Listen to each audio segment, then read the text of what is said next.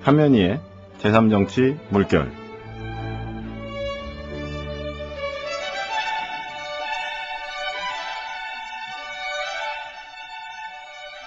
안녕하십니까. 진행을 맡은 유명종입니다. 오늘은 한국의 보수정당과 한계, 그리고 제3정치에 대한 이야기를 나눠보는 시간을 갖도록 하겠습니다. 오늘 한면희 대표님 모시고 이야기를 나눌 텐데요. 오늘 한면희 대표님 모셨습니다. 네, 반갑습니다. 반갑습니다. 네, 안녕하세요. 예. 네, 한 주간 어떻게 지내셨습니까? 정신없이 바쁘게 지냈죠, 네. 요새 이제 총선이 점점 다가오면서 아마 만나자는 분들도 좀 더 많아지시는 것 같은데.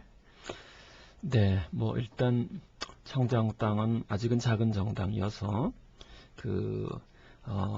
창당당이 이제 가고자 하는 제3정치의 철학을 함께 공유하는 일들을 좀 하면서, 또 다른 한편으로는 한나라당이나 이제 민주통합당 이제 모습을 보면서 또 그들이 잘하는 모습도 있지만 국민에게 실망감을 주는 일도 적지 않기 때문에 그런 것과 관련되어진 논의나 장에 가다 보니까 막 시간이 빨리빨리 지나네요. 앞으로 더 바빠지실 것 같습니다. 네, 사실은 이제 지금 경선의 시기고, 또 민주통합당 같은 경우는 이제 경선 때문에 굉장히 이제 분주하게 돌아가는 것 같고, 한나라당은 이제 비대위 체제가 또 출범하면서 최근에 이제 대표 경선에서 발생한 돈봉투 의혹 사건 때문에 아주 요란한 것 같습니다. 그렇죠. 근데 그거는 한나라당이 이번 한 번 발생하는 게 아니라 그건 매번 지속적으로 발생하거든요. 네. 거기에는 한나라당, 다시 말해서 보수 우익이 갖고 있는 기저 속에 그런 것들이 깔려 있다. 그러니 그게 때만 되면은 반복돼서 나타나는 것이지 그냥 우연적이라고만 보기는 어렵습니다. 그렇습니다. 하여튼 찻대기 정당 이런 얘기도 우리가 들었었는데요. 그렇죠. 한나라당 하면 역시 돈, 금권 비리와 참 이렇게 뗄래야 뗄 수 없는 그러한 정당인 것 같다, 그런 생각이 듭니다. 예, 그러니까 1970년, 80년대 군사정부 시절에도 통치 자금이라고 해서 수천억 원씩 대통령이 사실은 불법으로 재벌 또는 기업으로부터 모금하지 않았습니까? 그리고 이제 돈으로 정치하는 시기였고요. 근데 그건 과거 독재 정권 시절이었다라고 말할 수 있는데, 그 이후 이제 민주화 항쟁 이후에 한국 사회가 이제 점차 이렇게 성숙되어 갔는데, 오늘날에도 그 문제가 지속적으로 발생한다는 건 참 놀라운 거거든요. 예를 들자면 2002년 대선 과정에서 한나라당의 이해창 후보 측이 마찬가지로 이제 권력을 동원해 갖고 전형적으로 불법이죠. 800억 원 이상의 정치 자금을 이제 모금했던 겁니다. 그때 이제 붙여진 이제 이름이 찻대기 불법 자금 정당이라는 오명이 있었죠.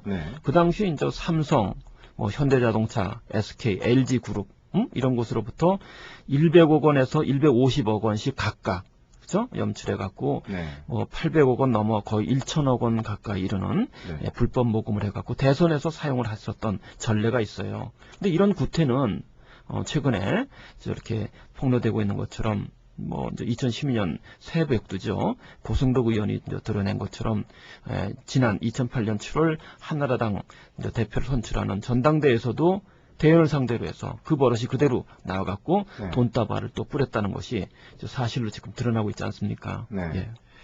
그래서 지금 보수 정당은 이 금권 정치와 매우 밀접한 관계를 가지고 있고, 또 하나는 그 안에서의 어떤 이전 투구 현상이 굉장히 좀 치졸한 방식으로 나타나는 것은 아닌가, 그런 생각도 좀 듭니다. 그렇죠. 그러니까 이번에 돈봉투 사건도 어떻게 보면 외부에서 공격을 했다, 이렇게 보기보다도 마치 친이와 친박의 권력 투쟁에서부터 불거진 사건이 아닌가, 그런 의혹도 좀 들거든요.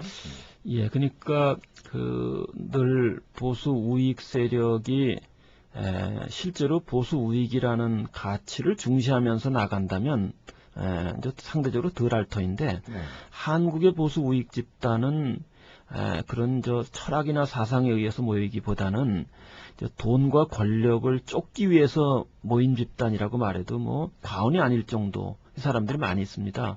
따라서 이들 간에는 수면 아래서 이런 일이 진행되다가 자기들 세력 간에 알력이 발생하게 되면 그걸 누군가에 의해서 이제 아무래도 슬쩍 터뜨리게 되면 문제가 되는, 그래서 같은 정당 안에서도 이제 정파가 다른 입장 간에 갈등이 야기되어지면서 드러나는 측면이 있기 때문에 뭐 드러날 것이 드러날 수밖에 없는 측면도 있지만 그것과 결부되어서 정치적 이해를 달리하는 과정에서 또 불거지게 되는 그런 모습인 거죠.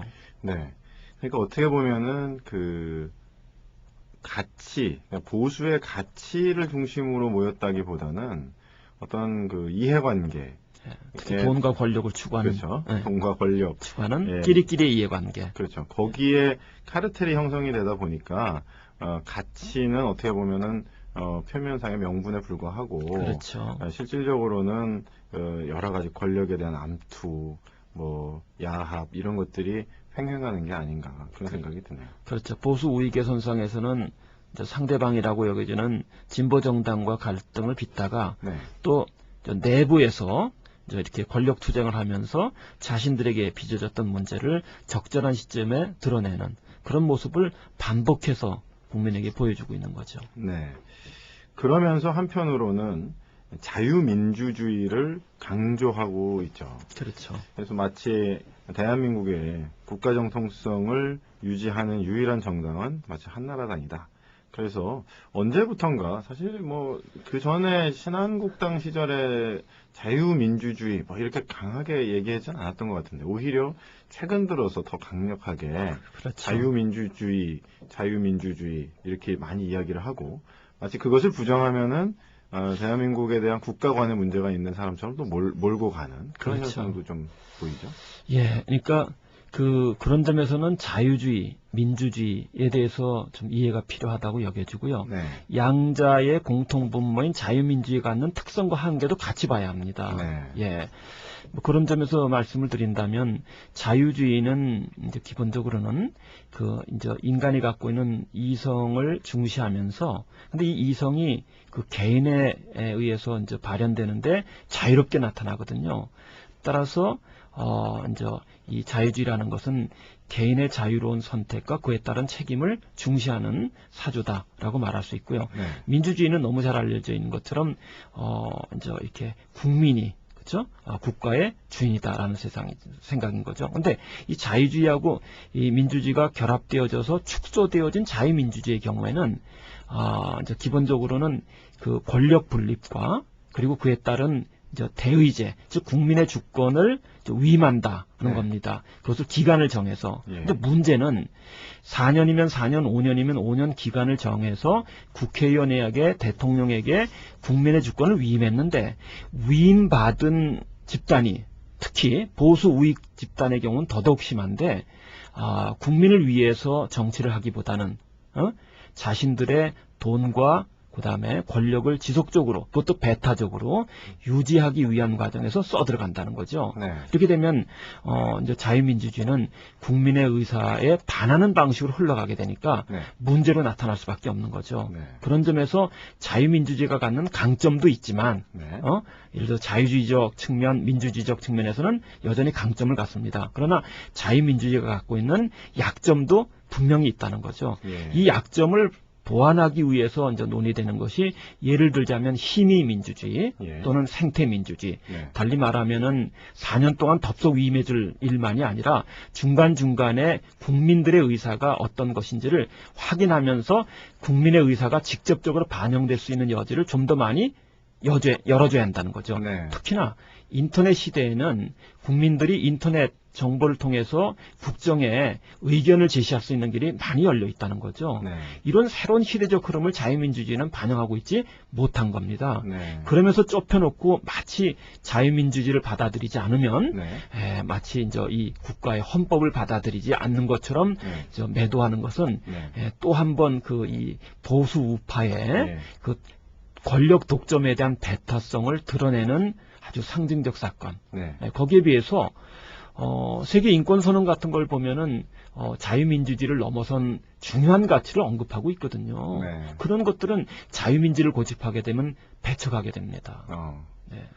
그러니까 결과적으로는 이 자유민주주의를 강조하면서 사실상은 국민들을 자유롭게 풀어주는 것이 아니라 또 자유로운 어떤 정부로부터 좀 더 자유로운 국민을 만드는 것이 아니라 오히려 이 자유민주주의가 국민들로부터 스스로의 권력을 좀 자유롭게 지키기 위한 그런 방편으로 쓰이는 것은 아닌가. 그렇죠. 생각이 드네요. 그러니까 그런 점에서 본다면은 자유주의가 분별하는 권리가 있습니다. 그것은 자유, 생명, 사유재산에 대한 권리죠. 네. 이건 개인이 갖고 있는 자유나 생명이나 사유재산은 타인으로부터 침해당하지 않을 권리. 네. 따라서 네거티브 라이츠, 소극적 권리라고 합니다. 네. 기본적으로 자유주의나 자유지상주의는 요 권리만 인정하지 네. 다른 것은 잘 인정하지 않으려고 해요. 예. 근데 우리는 예를 들어서 농민의 자녀로 태어나서 대학에 갔는데 등록금을 내기 어렵단 말이에요. 부모님이 만들어지기. 그렇죠? 네. 또는 뭐 더 심한 경우에는 초등학교, 중학교, 고등학교를 갈 교육비가 없어서 그렇죠? 그런 경우도 많이 봉착할 네. 수 있고 또 병이 약간 낫는데 의료 혜택 조금만 조치를 취하면은 병이 나을 수 있는데 의료 혜택을 받을 수 있는 병원에 갈 수 있는 돈이 없는 사람도 있거든요. 네.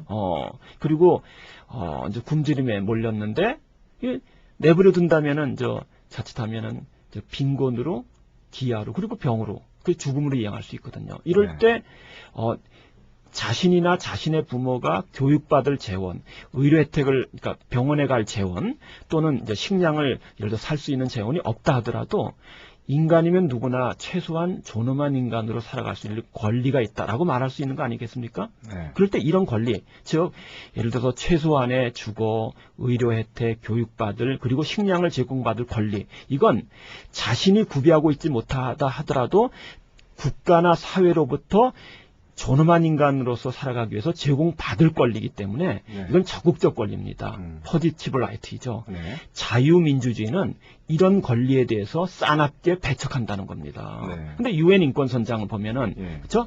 자유권적 기본권, 즉 자유생명, 사유재산에 대한 권리만이 아니라 사회적 기본권이라고 일컬어지는 네. 예를 들어서 이제 이렇게 식량을 제공받을 권리 최소한의, 의료 혜택을 받을 권리 최소한의, 네. 또 예를 들어 기초교육을 받을 권리를 명시하고 있거든요. 네. 자유민주주의는 이런 것들에 대해서 싸납게 배척하기 때문에 네. 자유민주주의를 고집한다면은 네. 사회적 약자의 삶은 피폐해져갈 수밖에 없는 겁니다. 예. 그러면서 뭐 스스로 국민정당이라고 말할 수 있겠습니까? 네. 없거든요. 네. 따라서 자유민주주의를 넘어선 민주주의의 또 다른 지평이 있다는 것도 허용해야 하는 겁니다. 예. 그런 점에서 본다면 자유민주주의만 고집하는 것은 네. 정말로 속 좁은 이제 정치 철학적 단견이다. 네. 라고 말할 수 있습니다. 그렇습니다. 그러면 자유민주주의를 그렇게 강조하면서 복지 얘기를 하고 이런 것은 스스로 정체성에 모순이 되는 언급이 아닌가 생각이 그러니까 되네요. 정책 철학적인 자가당착인 거죠.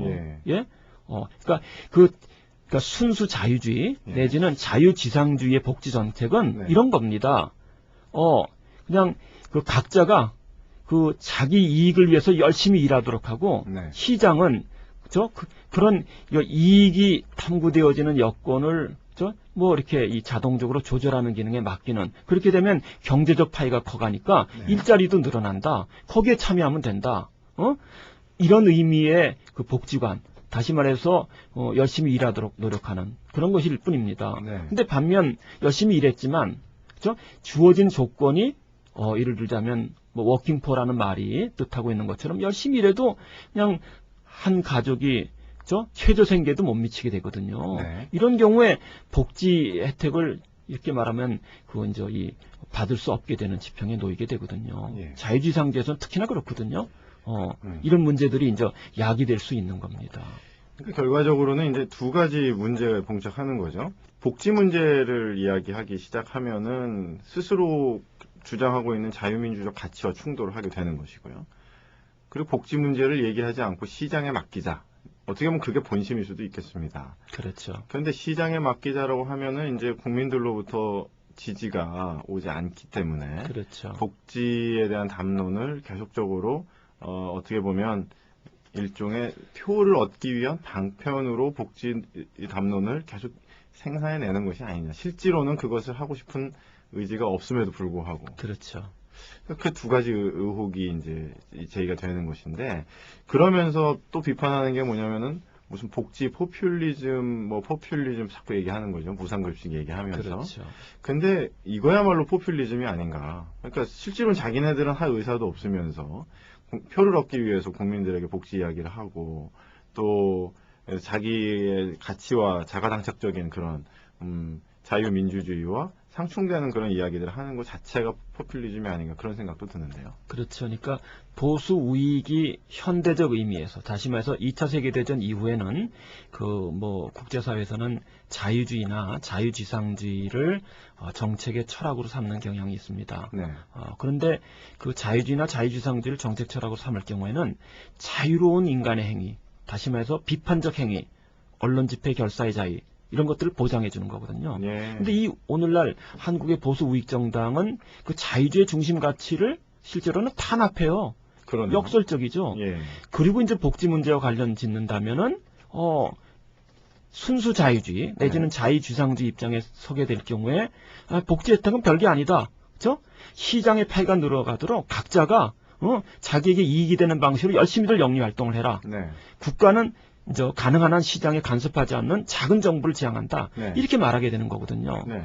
그런데 또 다른 한편으로 한국의 보수 우익 정당은 복지에 대해서 나름대로 그 국민에게 표를 얻기 위한 많은 혼란스러운 것들을 내놓고 있어요. 네. 이건 자기 정체성에서 벗어나는 것들이거든요. 네. 근데 그 이유는 뭐냐면은 어쨌든 국민에게 표를 얻기 위해서 네. 이렇게 되면 사실 이들의 그 정책이라는 것이 정말로 정책 철학에 맞는 것이어서 일관되게 가는 것인지 네. 아니면 권력을 얻기 위한 일이라면 네. 수단과 방법을 가리지 않고 네. 정책도 어떤 것이든지 네. 끌어다 댈 수 있다는 그렇죠?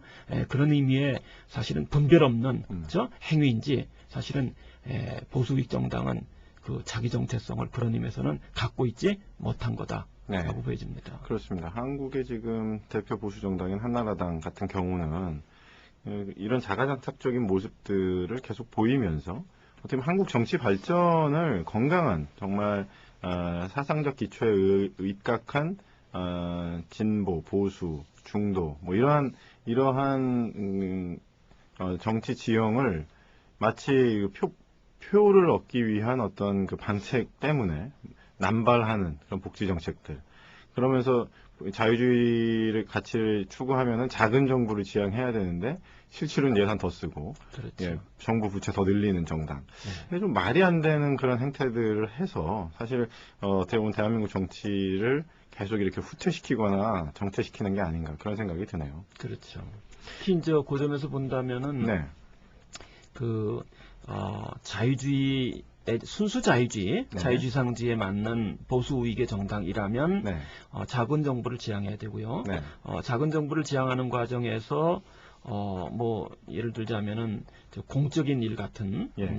국책 사업 같은 것들을 자꾸 민간 영역으로 매각하는 경향을 예. 띠게 되는 거거든요. 예. 그래서 그런 것들을 또 하고 있긴 해요. 예. 근데 문제는 그 민간에 떠넘기면서 그 뒤에서 또 돈을 보수 우익 집단이 챙기고 있다는 네. 거거든요. 이런 것도 큰 문제라고 말하지 않을 수 없습니다. 네. 그렇습니다. 그러면은 이제부터 좀 본격적으로 바로 그 보수 우익 집단이 또 추구하고 있는 양면성 중에 하나인 작은 정부와 정부 부채의 문제들을 조금 더 살펴보는 시간을 갖도록 하겠습니다. 네. 정부 부채 문제가 사실 굉장히 심각한 수준에 올라가고 있고 유럽의 재정 위기가 발생하고 있는 과정 속에서 과연 우리나라는 안전한가? 이 MB 정부 처음에 출범할 때는 747 공약을 내세우면서 장밋빛 청사진을 국민에게 보여주고 마치 주식시장이 3천까지 갈 것처럼 이야기를 함으로써 국민들의 표를 어떻게 보면 주가지수 3천을 주고 산 것이 아니냐 그런 생각이 드는데요. 실질적으로 뚜껑을 열어보니까 3천은 찍찍 근처에도 못 가고 2천선도 못 넘는 그런 상황을 발생하고 있죠. 그러면서 4대강 사업을 진행하면서 엄청나게 막대한 정부 재정을 거기다 투입을 했는데 그것이 내수 경제를 일으키는 데는 어떤 효과를 줬는지 묘연한 그런 실정인 것 같습니다. 예, 그 4대강 사업의 경우 MB 정부의 3년 정도 사이에 23조 원이라는 엄청난 재원이 투자가 거의 돼가고 있습니다. 네. 그런데 23조 원이라는 그 큰 돈을 네.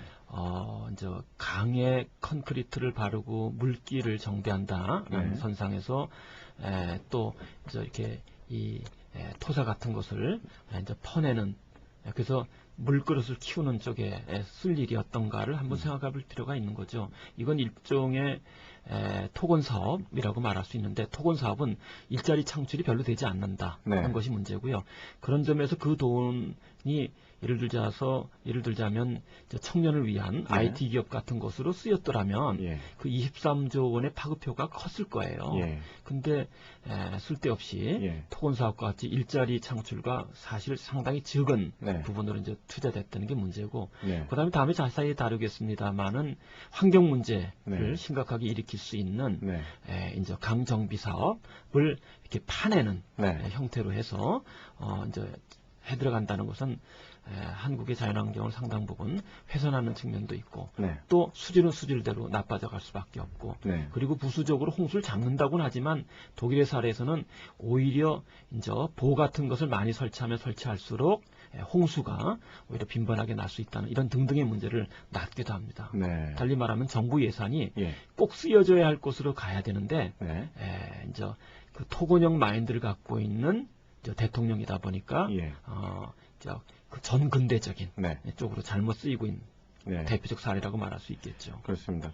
정부 예산을 국민들을 위해서 써야지 그것이 국가 발전을 위해서도 도움이 되는 것이고, 특별히 지금같이 내수가 굉장히 위축된 상황 속에서는 무엇보다도 이것이 국민들에게 직접 피부에 와닿는 금액으로 쓰여져야 되는데, 피부에 와닿는 것은 오히려 올라가는 물가, 올라가는 통행료, 올라가는 기름값, 그것은 오히려 피부에 팍팍 와닿고, 그렇죠. 정부가 돈은 도대체 어디다 썼는지 알 수가 없는 그런 상황이 계속 전개되는 것이 아닌가 싶습니다.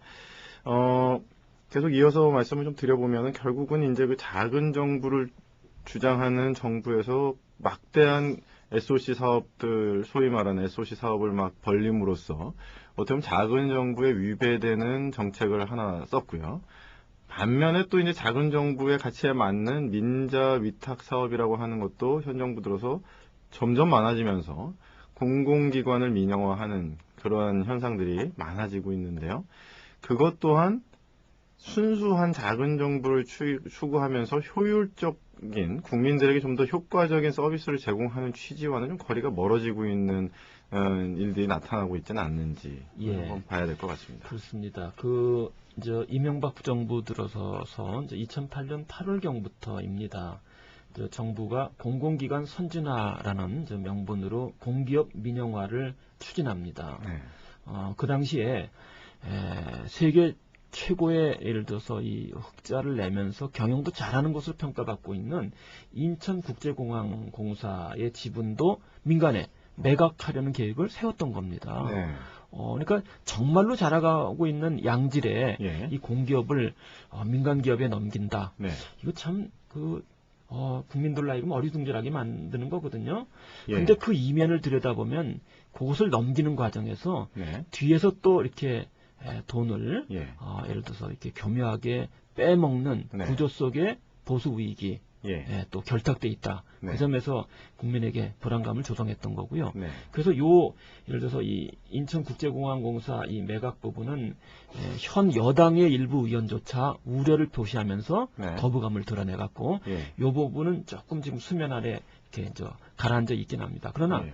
다른 많은 경우에는 이제 정부의 공기업 민영화에 따라서 일부 이제 예를 들어서 SOC 사업 같은 것이 민간, 예를 들어 정부가 해야 할 일을 민간에게 넘기게 되는 네. 그 과정에서 국민의 세금이 줄줄이 새는 경우도 많습니다. 예. 근데 사실 보수 우익이 표방하는 자유주의라는 가치를 들여다본다면 네. 국가가 해야 할 일들이 최소 정부거든요. 예. 근데 이 최소 정부가 해야 할 일들은 어떤 것이냐면요. 개인의 자유로운 행위, 예를 들자면 영리적 경제 행위가 위축되지 않도록 보호하는 경찰 국가로서의 기능을 갖습니다. 네. 그리고 사회기관 시설은 국가의 고유 몫이에요. 네. 보수 우익인 자유주의 가치 하에서도. 예. 그런데 이 국가 기관 시설을 정부의 자원으로 투입해야 되는데 이것을 민간 영역에 떠넘기고 있어요. 네. 그럼 왜 떠넘기느냐? 들여다보면 민간 기업으로 하여금 교묘하게 이익을 보는 쪽에 네. 사실은 이 정치권과 예. 결탁이 돼 있기 때문에 예. 그런 짓들을 해온 겁니다. 그렇습니다. 그런 대표적인 사례가 뭐 예를 들자면은 국민의 혈세를 지금 왕창 흡혈귀처럼 빼가는 맥커리 회사를 들 수 아마 있을 겁니다. 네. 예. 마치 맥커리는 이름만 보면은 외국계 회사인 것처럼 보여지고 마치 이 맥커리가 투자하는 것은 외국 자본을 유치해서 국가 기관 시설에 투입을 하는 일종의 성공적인 외자 유치 사례처럼 보이는데 들여다보면은 맥커리 몰아주기 뭐 이러한 의혹을 지울 수가 없고 그리고 그 맥커리의 주주를 구성하는 주요 주주들은 오히려 국내 기업들이 아니냐. 그렇죠. 이런 의혹들이 나타나는 거죠. 네, 그러니까 맥커리 회사가 자회사가 굉장히 많습니다. 네. 근데 이 많은 자회사 가운데 이제 상당 부분은 아마 그 돈을 일부 이렇게 이제 빼먹고 한 70% 정도는 지금 뭐 파산 상태로 해서 그냥 서류상으로만 남아 있고요. 네. 나머지 이제 이 또 한 20여 개 자회사는 여전히 한국서 다양한 형태로 해서 막대한 이자 수입을 얻고 있는데 네. 그 실체를 들여다보면 순수 외국 기업이라기보다는 네. 일부 외국인 지분이 있지만은 다수는 한국인이 관여돼 있는 네. 그래서 뭐 상당 부분은 한국 기업이라고 말해도 좋은 그러나 어쨌든 외피는 네. 외국 기업인 형태를 취하고 있죠. 네. 그래서 어떻게 보면은 자유시장주의를 이야기한다면은 공정한 경쟁에 의해서 가격 경쟁을 불러일으킴으로써 보다 그 공사 단가라든지 이런 부분 그리고 이자 금리라고 하는 부분 그러니까 사실 정부 조달 사업에서 굉장히 까다롭더라고요. 그 정부 조달 입찰하는 게. 그렇죠. 근데 가장 핵심적인 골자 상황들, 굵직굵직한 그런 공사건에 대해서는 오히려 그러한 시장 경제의 원리가 제대로 작동하지 않고 일종의 권력 기관에서 특정 기업을 몰아주기 그러한 형태로 그 민간 사업자들을 선정하는 모습이 더 많이 보이지 않았는가. 예. 그런 의혹이 생기는 거예요. 예, 그러니까 맥쿼리의 경우에는 인천국제공항 고속도로의 경우 그 지분이 24%를 갖고 있습니다. 네. 그리고 이제 천안 논산 고속도로의 경우에는 지분이 60%고요. 네. 그리고 이제 광주 제2순환 고속도로 일구간은 100% 지분을 갖고 있어요. 그게 이제 대표적으로 그 통행료 비싸기로 유명한 도로들 아닙니까? 그렇죠. 이거? 대표적으로 서울 예. 춘천 고속도로도 지분을 이제 15% 갖고 있고 마창대교는 100% 갖고 있는데 예. 이런 것들은 통행료가 비싸요. 예. 그 뭐 예를 들자면은 네. 인천국제공항 고속도로는 통행료가 7,500원인데 한국도로공사의 그 보통의 산정 방식에 따라 본다면 2,800원이어야 하는 겁니다. 2,800원. 예. 그러니까 2,800원 쉽게 말하면 국가가 도로공사를 통해서 이 공사를 했다면 시민들이 통행할 때 2,800원만 내도 될 돈을 네. 민간 지분에게 떠넘기면서 내게 되는 돈은 거의 뭐 3배 가까이 되는 7,500원을 내게 되거든요. 그렇죠. 너무 비싸다는 생각이 듭니다. 사실. 예. 근데 바로 이 맥쿼리의 경우, 특히 이제 맥쿼리 이제 이 인프라가 경우에는 2009년에 그러니까 맥쿼리 자회사인 맥쿼리 인프라라는 경우에는 2009년 한 해 동안 전국의 사업장에서 벌어들인 이자 수익이 1,578억 원이에요. 1년에. 예, 1년에. 엄청나네. 근데 이 이윤의 상당 부분은 사실은 검은 머리 한국인이라고 해야 되나요? 네. 어쨌든 그런 형태로 해서 이렇게 빼가는. 따라서 형식적으로는 공기업을 민영화하지만 민영화 과정에서 상당 부분의 이익은 그것과 결탁되어진 보수 우익의 일부 인사들이 빼먹는. 네. 예. 그래서 국가의 재원을 겸하게 뒤에서 빼먹는 행태를 공기업 민영화 또는 작은 정부라는 이름하에서 네. 저지르고 있는 또 다른 그렇죠? 예를 들어서 이 가면의 얼굴이라고 말할 수 있겠습니다. 네. 맥쿼리 문제는 사실 다른 언론에서도 또 인터넷 다른 방송에서도 좀 다루고 있습니다. 저희들이 살펴보는 것은 결과적으로는 자유민주주의적 가치를 강조하고 있는 보수 정당인 한나라당이 그리고 또 현재 MB 정부가 이 부분에 있어서 자기가 추구하고 표방하는 가치대로 정책을 운영하지 못하고 있는 것이 결국 현재의 한나라당과 MB 정부의 문제가 아니냐. 저는 이제 이 문제를 지적하고 싶은 것이죠. 그렇죠. 그러니까 자유민주주의가 갖는 굉장한 강점도 있습니다. 네. 인구수가 많은 상태에서 모두의 의견을 직접적으로 수렴하는 것이 한계가 있기 때문에 네. 경우에 따라서는 이렇게 절차를 거쳐서 그 권한을 위임받는 필요도 있다는 것이죠. 네. 그리고 이제 권력 분립도 적절하게 알맞게 이루어진다면 이 복잡한 사회, 인구 많은 사회에서 자유민주주의가 갖고 있는 측면도 있고 더더군다나 이제 자유주의가 갖고 있는 뭐 비판 기능을 자유롭게 허용한다면 그거는 과거 다쳤었던 공산권 체제하고는 상당히 대비적으로 좋은 장점을 갖고 있다라고 말할 수 있는데 문제는 자유민주주의가 담지 못하는 것을 배제할 경우에는 쌓아나온 사회로 만들게 된다. 다시 말해서 사회적 강자 집단에게 유리한 따라서 사회가 자칫하면 자본주의하고 결탁되면서 탐욕의 사회로 미끄럼을 타는 쪽으로 이행할 소지가 있기 때문에 자유민주주의가 소중하긴 하지만 그것을만 국한시키는 것은 바람직하지 않다. 이렇게 이제 말씀을 드릴 수 있겠습니다. 자유민주주의의 가치, 개인의 자유와 권리를 소극적으로 보장한다는 측면에서는 좋은 의미가 있는데 사회적 약자들과 어떤 동등한 입장에서 강자와 약자가 마치 헤비급과 라이트급이 같은 링에서 싸워라. 이것이 또 자유민주주의가 갖는 또 한계가 될 수 있다. 그런 말씀이시죠? 그렇죠. 그러면서 서구의 경우에는 그러니까 자유주의 내지는 자유민주주의를 기초로 하는 이 보수 정당이 있지만 그것과 대비적으로 사회민주주의를 또 주된 가치로 하는 진보 성격의 정당이 있거든요.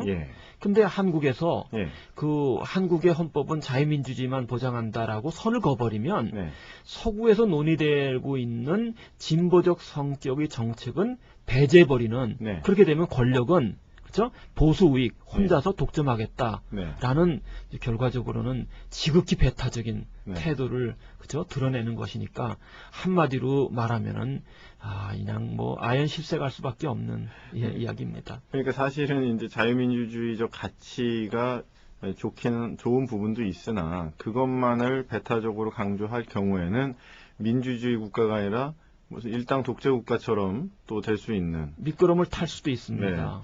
마치 일당 독재 비판하는 게 또 그 보수주의의 또 강력한 부분 아닙니까? 북한이 일당 독재 국가이기 때문에 문제가 많고 3대 세습이 문제가 있다. 이렇게 문제 제기를 하면서 내심 본인들도 일당 독재하고 싶은 마음들이 있는 것은 아닌가 그런 생각이 드네요. 그러니까 권력의 속성이 본래 이제 지속적으로 갖고 싶어하는 건데 근데 이게 권력이라는 게 국민으로부터 위임을 받거나 또는 국민을 위한 것이어야 하기 때문에 권력은 가능한 한 낮아져야 될 것 같고요.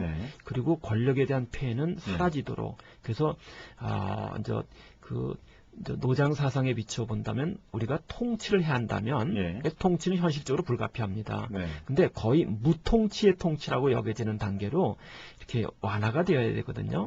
근데 이제 자유지상주의나 자유민주주의는 그런 의미에서는 사실은 무통치의 통치와 너무 거리가 먼 극단으로 쏠릴 가능성이 있고 그런 선상에서 파시즘과 결탁할 소지를 배제할 수 없는 겁니다.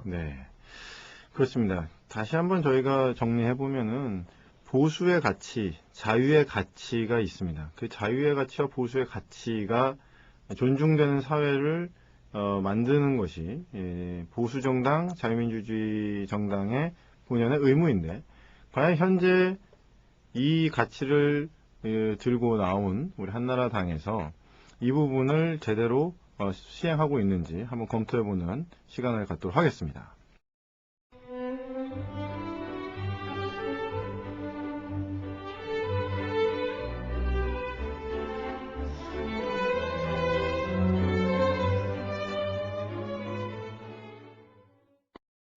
일단은 먼저 자유의 가치 한번 먼저 좀 생각해 봤으면 좋겠는데요. 아까 그 자유주의의 중요한 가치가 이제 개인의 자유를 침해하지 않는 부분인데, 자유의 가치, 자유주의에서의 자유의 가치에 대해 조금 말씀해 주시죠. 예, 그러니까 그 자유주의는 그 봉건제를 무너뜨리고 근대를 여는 과정에서 아주 소중한 것으로 등장했습니다. 그리고 그 당시의 시점을 기준으로 삼는다면 진보적이었어요. 네. 왜냐하면 그 봉건제 하에서의 신분제 계급 질서라는 것은 불합리한 요인이었거든요. 네. 이것을 합리적으로 바꾸는 과정에서 합리적 이성의 산물인 자유의 가치를 들춰내는데, 이것은 인간이면 누구나에게 구현되어 있는, 네. 따라서 당시로서는 만인 평등의 사상에 가까운 것이었다. 네. 근데 이 자유주의가 조금은 좁혀지기 시작합니다. 네. 특히 순수 자유주의의 경우서부터 그게 나타나게 되는데, 기본적으로 인간이 갖는 예를 들어서 권리, 그러니까 그 이성의 그 담지자는 개인이라고 여겨지고, 개인이 그런 자유주의적 가치를 갖는다고 여겨져서 자유, 생명, 사유재산에 대한 권리로 이렇게 분별하게 된 거죠. 네. 그때 이제 자유의 가치는 여러 가지 유형이 있는데, 네. 양심의 자유, 네. 신앙의 자유, 예. 그렇죠? 그 다음에 언론, 출판, 집회, 네. 거주 이전의 자유, 얼마나 좋은 것들입니까? 정말 좋은 가치. 예, 이런 것들은 네. 소중하게 유지가 돼야 한다는 거죠. 그게 자유주의의 본질적 가치라고 그렇죠. 하는 것이죠. 근데 이런 자유주의의 중요한 가치를 보수 우익 한국의 정당이, 그렇죠? 깨트리고 있다면, 네. 그래서 언론을 오히려 자유롭게 언론이 자기 발언할 수 있도록 유도해야 되는데, 예. 오히려 언론을 탄압하는 국면으로 예를 들어서 간다면, 네. 이건 그렇죠? 이렇게 해서 현대적 의미의 보수 우익이 중시하는 자유주의 가치를 정면으로 배반하는 예. 행보를 취한다. 그렇죠? 이렇게 되면 이거는 이제 진짜 보수가 아니라 가짜 보수임을 스스로 드러내는 격이 되는 거죠. 그러니 김정인 경제수석이 네. 보수라는 표현을 빼버리자라는 말까지 하게 되는 거 아니겠습니까? 그러니까 결국은 자유주의 정당이 아니다. 그런 얘기죠. 그러니까 언론 집회 결사, 네. 신앙의 자유를 존중하자라고 하는 것이 자유주의 정당의 핵심적인 가치라고 볼 수 있는데, 자유주의 정당을 표방하는 한나라당에서는 뭐 언론을 탄압했는지까지 저희가 얘기할 수는 없을 수도 있겠지만, 방송법과 종편을 볼모로 하여서 사실상 장악해버린, 그래서 다른 말, 정부에 대해서 비판적인 말이라든지 이런 것들을 사실상 차단해버리는 효과, 그리고 집회의 자유도 교묘하게 뭐 시설물 보호, 이런 또 공공성, 어떤 의미에서의 공공성인지 다른 가치에서의 공공성이라고 하는 명분 때문에 반정부적인 집회에 대해서는 교묘하게 또 이렇게 불허하는 그런 형태를 보이면, 자유주의 정당이 아니라고 하는 것을 스스로 말하는 것이 아닌가요? 그러니까 이제 그 점은 그 권력이나 보수 우익의 권력이나 또 보수 우익을 표방하는 언론이나 행태가 비슷합니다. 네. 그러니까 그 언론의 경우에도요. 네. 그 본연의 기능이 있지 않겠습니까? 네. 그것은 국민의 알 권리를 충족시키고, 그 과정에서 정부의 정책 가운데 잘못된 것들이 있다면 언제든지 들춰내는 비판적 기능을 네. 충족시켜야 되는 거거든요. 네. 근데 우리나라 그 보수 언론의 경우에는 국민의 알 권리를 충족시키거나 정부의 온전한 비판적 기능을 충실하게 수행하고 있지 못해요. 네. 오히려 언론 자체가 네. 쉽게 말하면 언론의 사주의 이익을 대변하는 측면이 있다 보니까, 예. 사주의 이익 대변이라는 이 측면과 권력이 갖고 있는 돈과 권력에 대한 배타적 유지라는 측면이 유착이 되는 겁니다. 네. 그래서 권력과 언론, 권언 유착이 이루어지고 있다는 네. 것이 문제고요. 그런 선상에서 종편 같은 경우도 사실 특혜를 받고 있다고 네. 말을 해야 할 것 같습니다. 네. 네.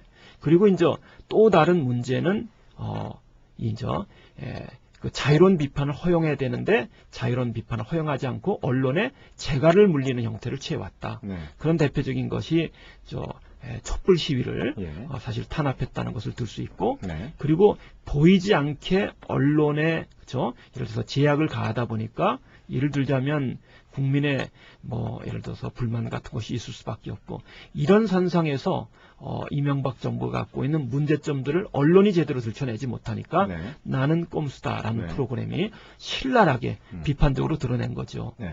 그런 것들이 국민들에게 다가왔을 때는 속 시원하다. 네. 일단 언론이 못 드러내고 있는, 그러나 감춰져 있는 진실의 일부를 물론 투박하게 일 수 있고, 또 그 가운데는 뭐 정확성이 떨어지는 것도 있겠지만, 예. 또 다른 한편으로는 이 국민들도 언론에 대한 그쵸 억눌린 잠재 의식이 있을 터인데, 예. 이런 것들을 나는 꼼수다가 사실은 해소시켰기 때문에 네. 일종의 국민의 언론에 대한 갈증을 해소시킨 측면이 있었기 때문에 그렇게 인기를 끌게 된 것이다 라고 네. 말할 수 있죠. 보수 우익 정당이 네. 자유주의라는 가치를 예. 온전하게 구현하기는커녕 네. 배반하는 일부 측면이 있다는 것을 역설적으로 드러내는 네. 사건이다. 네. 고 볼 수 있는 겁니다. 네, 그렇습니다. 자유의 가치와 자유의 가치의 위배. 예, 이게 지금 하나 문제가 됐고요. 이번엔 보수의 가치에 대해서 좀 한번 생각을 해봤으면 좋겠는데요. 네. 보수, 진정한 의미에서의 보수는 뭔가요? 이제 보통 상식적 내지는 사전적으로 보수라고 말할 때는 기존의 관습이나 전통을 그대로 유지함을 네. 뜻하는 겁니다. 네. 그리고 이 보수라는 것은 우익이라는 말과 연동돼서 사실은 파생이 되었는데, 네. 프랑스 대혁명 과정에서 의장석의 오른쪽에 앉은 네. 집단이 기존의 입헌 군주제, 다시 말해서 계급적 질서를 그대로 유지하는 보수적 행태를 취한 거죠. 예. 여기에서 보수라는 표현이 네. 사실은 나오게 되는 겁니다. 네. 다만 역사적 과정을 거치면서 2차 세계대전 이후에 보수는 이제 조금씩 이렇게 변모되어지면서 전통적 질서를 유지하는데 네. 중시한다. 달리 말하면 기존 사회 질서가 갖고 있는 안정성을 네. 유지토록 한다는 것이 보수의 기치이기 때문에 예. 보수에서도 필요한 부분이 있다는 거죠. 왜냐하면 그렇죠. 예. 우리가 전통으로 수용하는 것 가운데 이건 꼭 지켜야 되고 아름다운 것이어서 그런 것은 나는 보수주의가 네. 제대로 그렇죠? 유지하는 자세를, 그렇게 되면 성숙된 자세를 갖기를 저는 원합니다. 네. 그런 의미에서 보수. 어떻게 보면 또 도덕적 가치라든지 또 사회 미풍양속이라든지 이런 것들을 보존하자. 경로 사상, 뭐 충효 사상, 그렇죠. 이런 것들을 유지하자. 그런 게 사실 보수의 가치 아닌가요? 그렇죠. 그런 점에서는 예. 보수도 사실은 분별해서 예. 바람직한 것들, 아름다운 것들을 보고 그런 것들을 유지하고 파급시킨다 그러면 그건 좋은 일이죠. 네. 근데 문제는 네. 보수가 네. 그런 것에 초점을 맞추기보다는 네. 사회적 강자 집단이 보통 보수 우익의 태도를 취하거든요. 네. 이들은 자신들이 부당하게 취득한 예를 들어서 권력이나 사회적 지위나 자산을 네. 지키기 위해서 혈안을 보이게 된다면 네. 이거는 건전치 못한 네. 그렇죠? 그러나 보수 우익을 자처하면서 자신들의 기득권을 지키려는 네. 그릇된 행태를 보이게 되는 거죠. 네. 그렇습니다. 도덕, 윤리, 가치, 뭐 충효 사상 이런 것들을 지켜야 되는데 그것을 지켜야 진짜 보수인데 과연 이 한나라당에서는 그런 것들을 잘 지켜왔는지 한번 또 생각해봐야 되겠다 그런 생각이 드네요. 그렇죠. 어떻게 보면은 뭐 보수적인 가치는 도덕적인 가치와 같이 연동되고요. 그리고 또 그런 것들이 어떻게 보면 건강한 사회를 만들어 나가는데 또 도움이 줄 수 있는데 측면이 있죠. 근데 이상하게 또 보수 정당에서는 또 성추문이라든지 뭐 그러니까 어떻게 보면 보수의 가치에 위배되는 행동은 또 거기서 또 많이 나오는 것은 아닌가 생각이 드네요. 예. 근데 이때 이제 보수주의가 갖는 이제 한계가 있습니다. 네. 전통을 중시하는데 네. 이 전통 가운데는 잘못된 것도 있다는 거죠. 예. 마땅히 계승 발전시켜야 할 좋은 것도 있지만 바람직한 것도 있지만 미풍양속. 잘못된 것들, 예. 그릇된 것들, 그렇죠? 사악한 것들이 있는데 그런 것 중에 하나가 그 가부장적 의식 구조와 사회 구조라고 말할 수 있거든요. 이 가부장적 의식 구조 속에 놓이면 나이든 남성에게 여성은 자신의 목적 달성을 위한 도구나 수단처럼 여겨지거든요. 네. 그런 예를 들어서 의식 구조를 보수 우익 인사들이 많이 갖고 있다는 겁니다. 네. 이 사람들은 술집 가면 네. 술집에서 아주 적나라하게 이렇게 그릇된 성적인 행태를 보입니다. 네. 그런 행태가 술만 먹으면 네. 그렇죠? 그냥 관행처럼 나타나는 경향이 있는 거죠. 본능적으로 막 나타나는 그렇죠. 뭐 그런 대표적인 경우가 2006년이었죠. 2006년 2월에 한나라당의 그 최현희 사무총장이 예. 동아일보 기자단하고 이제 회식하는 자리였어요. 예. 근데 적절하게 아마 술기운이 올랐었는지 그 동아일보 여기자의 가슴을 껴안는 성추문 행위를 저질렀던 겁니다. 당 사무총장이. 네, 당 사무총장이. 언론사 기자를. 뒤에 언론사 기자를. 말도 안 되는 일을 해버렸어요. 예, 그러니까 이게 그러니까 술집에 예를 들어서 뭐 일을 하시는 여성이라 하더라도 그런 행태는 전혀 바람직하지 않은 거거든요. 그렇죠. 예. 근데 그릇된 행동 방식이 이제 버릇처럼 그렇죠? 있었기 때문에 기자단하고 술 마시는 과정에서 약간 치가 돌자 무의식 중에 이런 일들이 나타났다는 네. 거죠. 근데 이런 것들은 한두 번 나타나는 우연적 사건이 아니라 보수 우익 인사들에게는 비교적 빈번하게, 물론 보수 우위가 아닌 일반인이나 진보적 인사에게도 가끔씩은 나타나지만 네. 특히 두드러지게 나타난다는 거예요. 보수 우익인. 그 이유는 네. 보수적 우익 인사들은 전통을 중시하는데 그릇된 전통, 네. 가부장제적 그저 성차별 의식 네. 이런 것들이 짙게 드리워져 있기 때문에 유독 더 많이 나타나는 행태라고 말을 할 수 있다는 겁니다. 네. 최근에 또 물론 탈당되긴 했지만 출당되긴 했지만 또 강용석 의원 또한 그러한 발언으로 인해서 물의를 일으켰었죠. 예, 이 경우에는 사실은 나이 든 분들의 경우에는 네. 의식 구조가 가부장제로 짙게 들여져 있으니까 부지불식간에 나타날 수 있다라고 말할 수 있겠지만 젊은 사람의 경우에는 사실은 상대적으로 이런 문제의식이 적거든요. 즉 그렇죠. 가부장제 의식 구조가 적다. 근데 강용석 의원은 이 젊은 분이거든요. 이 젊은 의원이 예를 들어서 뭐 이렇게 이 아나운서를 지망하려는 여성에게 뭐 이제 그쵸 성별적으로 다 줄 생각을 해야 하는데 이런 발언을 했다는 것은 역시 보수 우익적 문제의식을 갖고 있는 사람들은 부지불식간에 전통 속에 드리워져 있는 그릇된 것들을 여전히 이들에게 그렇죠? 사실은 담겨져 있는 거 아니겠느냐라는 생각이 들어서 그런 점에서 본다면 보수 우익은 뭐 부분적으로는 아름다운 미품 양속, 존속 내지는 아름다운 전통의 유지라는 측면에서 긍정적 효과도 있겠지만 측면도 있지만 사실은 보수는 이제 전체적으로 평가한다면 그리 바람직하지는 않다. 사조가. 왜냐하면 변화나 바뀌어야 할 또는 옳은 것들에 대한 변신을 완강하게 거부하기 때문에 그런 겁니다. 네. 지켜야 될 가치를 지켜야 진짜 보수인데 지키지 말아야 될 가치 어떻게 보면 악습 또 기득권 이런 것들을 자꾸 지키려고 하다 보니까 보수가 어떤 진정한 보수의 가치를 왜곡시키는데 일조하는 것이 아니냐 그런 생각이 드네요. 그렇죠. 네, 자유민주주의와 보수의 가치에 대해서 살펴보고 있습니다. 한나라당이 자유민주주의, 보수정당 이렇게 이야기를 하고 있는데 저희들이 뭐 짧은 시간 몇 가지 사례만 살펴보았는데도 본인들이 표방하는 가치와 많이 좀 위배되는 행동을 하는 것이 아니냐 그런 생각이 좀 드네요. 그렇죠. 예. 그리고 이제 사실 자유민주주의 이제 이야기하는 것이 사실은 이제 국가안보 문제와 국가 정체성. 여기서 말하는 국가 정체성은 뭐 대한민국이 자유민주주의적 헌법에 기초한 공화국이다 이런 부분을 이야기하는 것인데 안보 문제와 사실 연관이 되고 그리고 이제 대북관에 대한 이야기 때문에 자유민주주의가 많이 이야기된 것이 아닌가 생각이 드네요. 그럼 마침 근데 저희가 생각해봤던 이 자유민주주의의 본원적 가치는 뭐 대북 정책이나 대북관이랑은 좀 약간 좀 다른 측면이 아닌가 그런 생각이 좀 드는데요. 예. 먼저 우리 건국 헌법에서는 민주주의를 얘기하고 있지 자유민주주의를 얘기하고 있지 않습니다.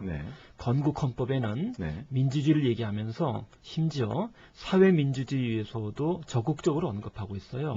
근데 자유적 민주질서 이런 표현이 등장하게 된 것은 1987년 개정헌법에서부터 나타나는 겁니다.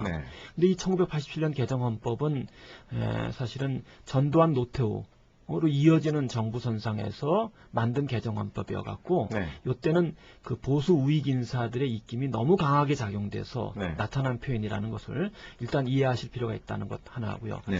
두 번째는 지금 지적하신 것처럼 자유민주주의가 6.25 예를 들어서 이 한국 전쟁을 치른 상태에서 사실은 우리가 갖춰야 할 일부 중요한 측면이 있다는 네. 것을 저는 받아들입니다. 네. 받아들이지만 그것이 유일한 가치여서는 안 된다는 것이고요. 네. 그리고 안보와 연결을 지을 때 예. 자유민주주의가 안보라는 측면에서는 사실은 좀 유리한 측면이 있다. 예. 근데 이때 자유민주주의를 넘어서게 되는 사회민주주의하고 네. 그 다음에 남한이 대치 상태에 놓여 있는 북한의 주체 사상하고는 네. 사실 성격상 상당히 다른 것이다. 네. 라는 것을 알 필요가 있다는 거죠. 주체 사상과 사회민주주의는 뭐 별로 관계가 없는 그러니까 사상이죠. 그 북한의 이 주체 사상을 배제할 필요는 있다. 네. 그렇다고 해서 북한의 주체 사상과 다른 사회민주주의 또는 사회민주주의하고 또 좀 다르지만은 예를 들어서 힘의 민주주의, 네. 생태민주주의 예. 이렇게 열린 틀로 앞으로 나가야 됩니다. 네. 그런 것들을 자유민주주의라는 좁은 질서 속에서 그렇죠? 배제를 해버리면 네. 그거는 바람직한 것들을 향후 전진적으로 구현하는데 보수 우익이 예. 장애가 될 수 있다. 네. 그런 것을 일단 인식할 필요는 있고요. 네. 근데 어쨌거나 이 주체 사상과 사회민주주의가 다른 성격이기 때문에 네. 이 보수라는 그러니까 이 안보라는 측면에서 자유민주주의가 유리하지만 그것으로만 문호를 꼭 국한할 필요는 없겠다라는 네. 것이죠. 네. 그리고 실제로 유리한 그런 자유민주주의를 표방하는 한나라당이 진정으로 그럼 대한민국 안보에 또 얼마나 기여를 했는지 이것도 한번 좀 살펴봐야 되지 않을까 생각이 좀 드네요. 네. 그러니까 그 시각을 어떻게 갖느냐에 따라서 뭐 안보라는 것은 중요하긴 합니다. 네. 그건 뭐 저로서도 부정을 하지 않습니다. 네. 근데 이 안보에 대한 정책적 접근을 어떻게 하느냐에 따라서 네. 오히려 스스로를 고립하는 국면으로 그쵸? 축소시킬 수 있다.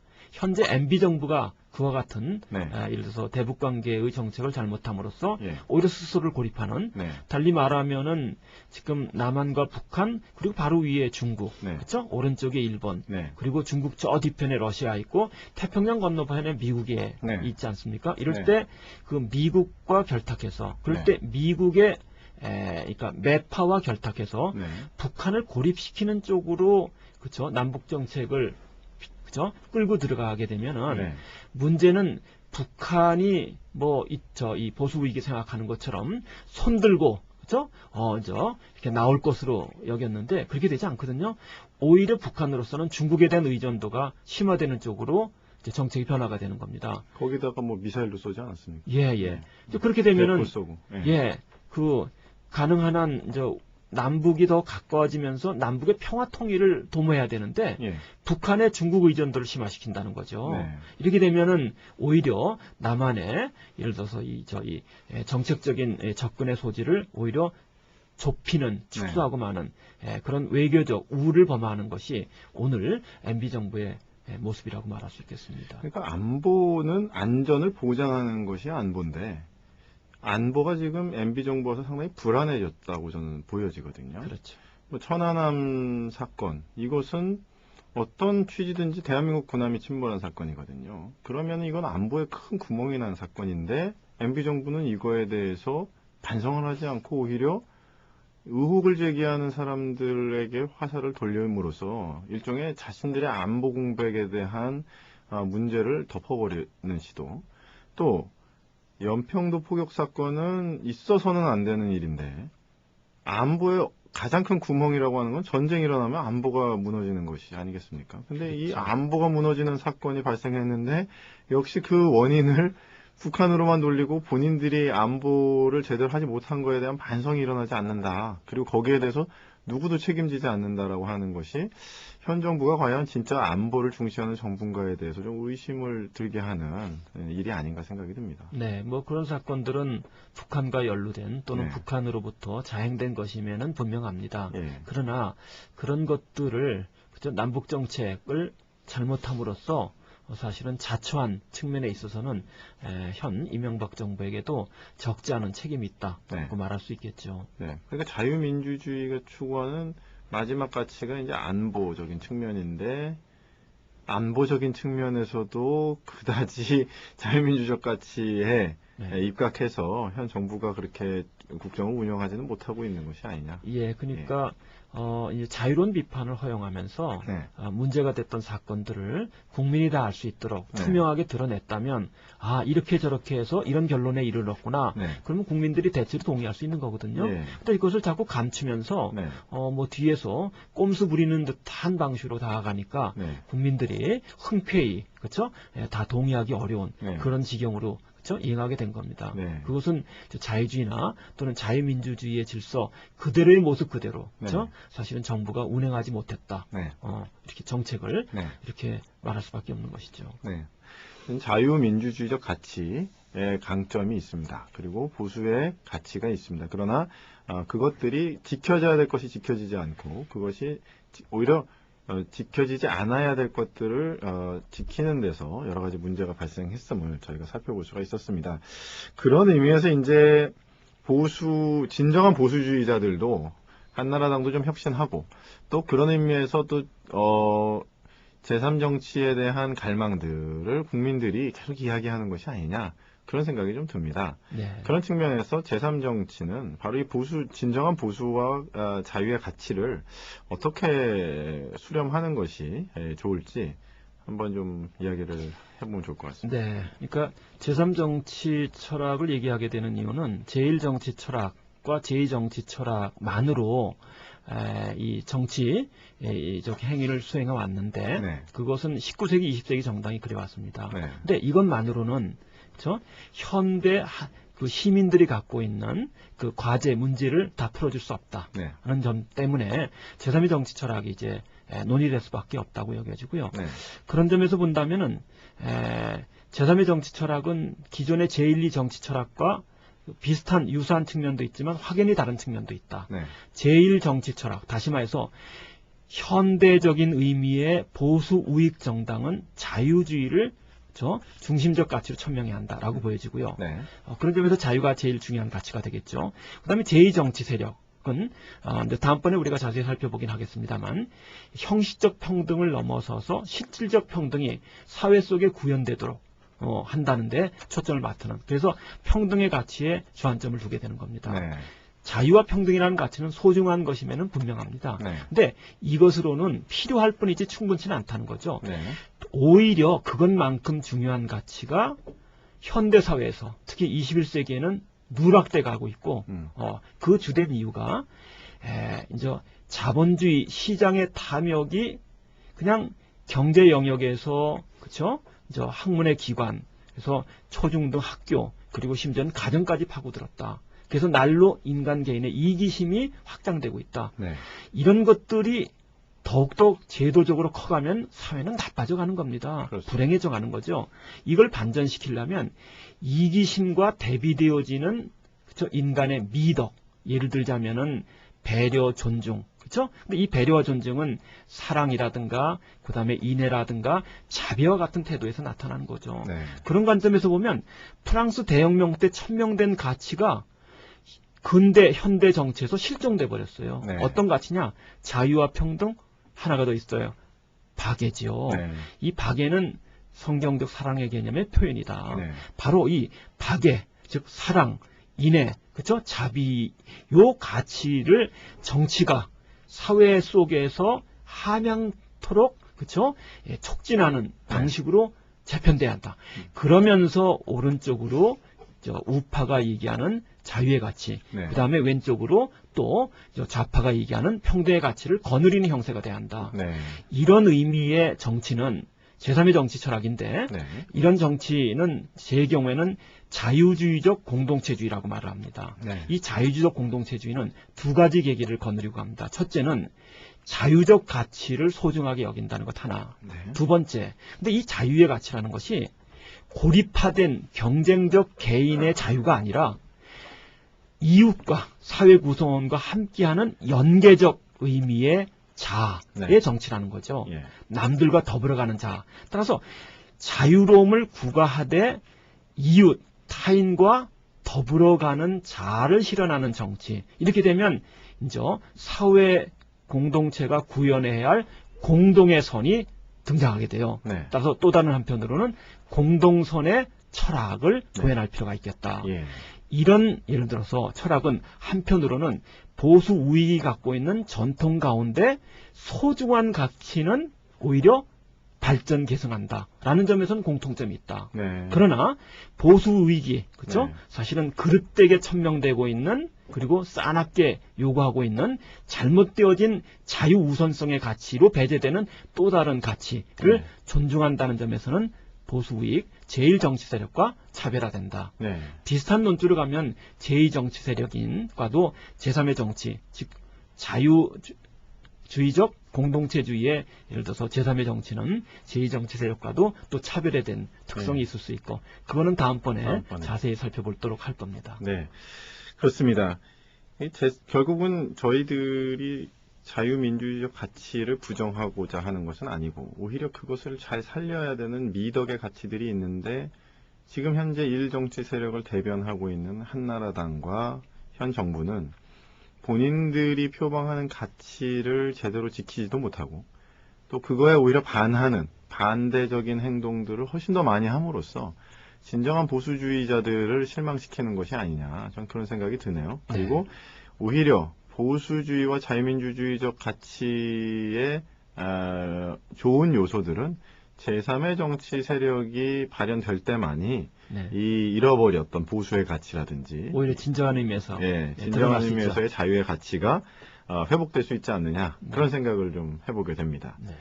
네, 오늘은 한국의 보수정당과 한계 그리고 제3정치의 가능성에 대해서 살펴보는 시간을 가졌습니다.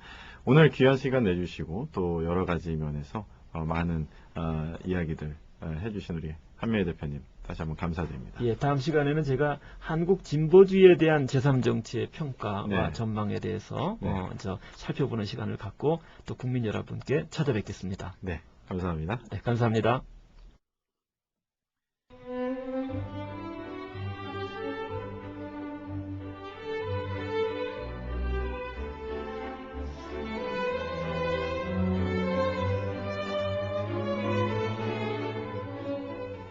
네, 오늘 방송 어떻게 들으셨습니까? 진정한 보수주의, 진정한 자유주의가 무엇인지 오늘 살펴보는 시간을 가졌습니다. 다음 시간에는 한국 진보주의에 대한 제3정치의 평가와 전망, 한국의 좌파 그리고 좌파 정당으로 대변되어지는 통합진보당과 민주통합당에 대해서 살펴보는 시간을 갖도록 하겠습니다. 날씨가 추운데요. 국민 여러분들 건강 유의하시고 또 다음 시간